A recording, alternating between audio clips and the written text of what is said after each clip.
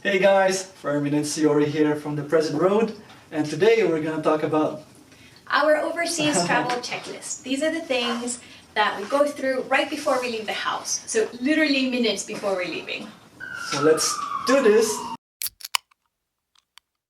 Okay, so the way that we do this is we group things by almost like subject matter, what makes sense to us. So one of the first things that we do is we contact our credit card company. And it used to be that we would call them, but now we just go online and we let them know that we're traveling somewhere, we're good to go. Yeah.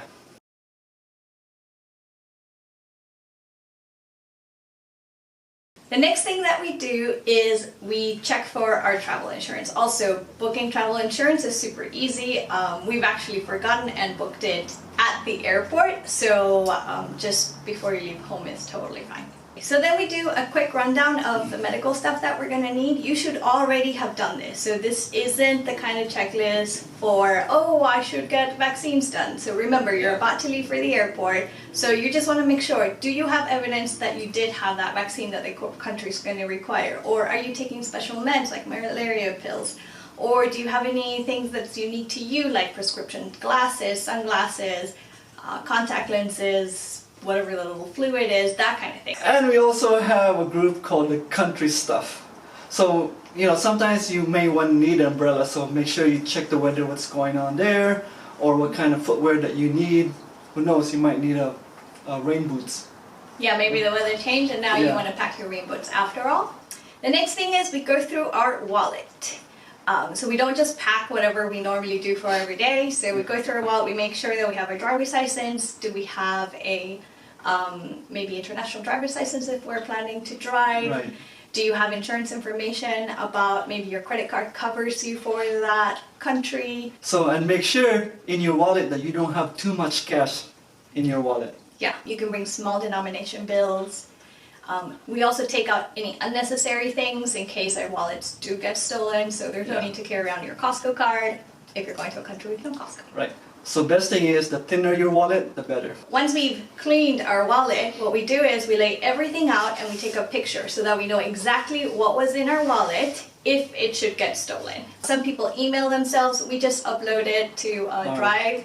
But you can email someone that you trust to have that information. It's just really convenient, then you never have to guess if anything happens to your wallet, what was in your wallet.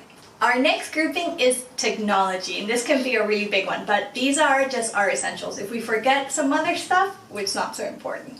The first one is, of course, your phone. Phones nowadays are so useful and you can do so much with them. So if you're going to be activating your local carrier to carry you abroad, you should probably make sure that's all said and done right before you leave. In our case, we normally buy local SIM cards. We have unlocked phones. If that's what you're planning to do, make sure that your phone is unlocked. Yeah. And I usually do all the Google stuff. So I would download the Google map for that region. It's super easy to download, and if you've marked any places, these will be available offline also. And then also I would do the download the Google Translator. Translator is really important. Yes, translate the language to the country you're going to. It's not perfect, but it will save you in a bind. Right. Then there's the little things for your phone. So for example, do you have your charger? Because those are super expensive at the airport. Do you have maybe a charging station? Do you have your headphones? Because the airplane ones are kind of icky. And also make sure the power bank is fully charged. And if you use an e-reader, you probably want to check that you have that. If you like to watch movies, make sure you download all your movies before you leave. Yeah. So the next grouping that we have is all of our airport stuff. What are you going to need at the airport? 1, passport. Yes. The other thing that we carry always is extra passport size photos in case you need that for the visa once you're arriving to a country. And also, if you need to bring a printed copy of the visa to that country, that's something you need to check for. Right. Another thing that we check for is our hotel reservation. Make sure you have your hotel reservation printed or on your phone. Yes, because you may need to present proof of that at customs. The last group, and this is right before we leave, is all of our home stuff. The first thing is, at least for US citizens, we put a stop to our mail so that it doesn't accumulate. Basically, just they'll hold it for you. Second for us is we empty our trash. Stinky, but don't forget, take out your trash. And remove all food from your counters because you do not want to be feeding critters while you're gone. Right. And don't forget to unplug your small appliances. Make sure you turn down your thermostat for your heater or your AC. You don't want to come home with a big giant bill. Yeah.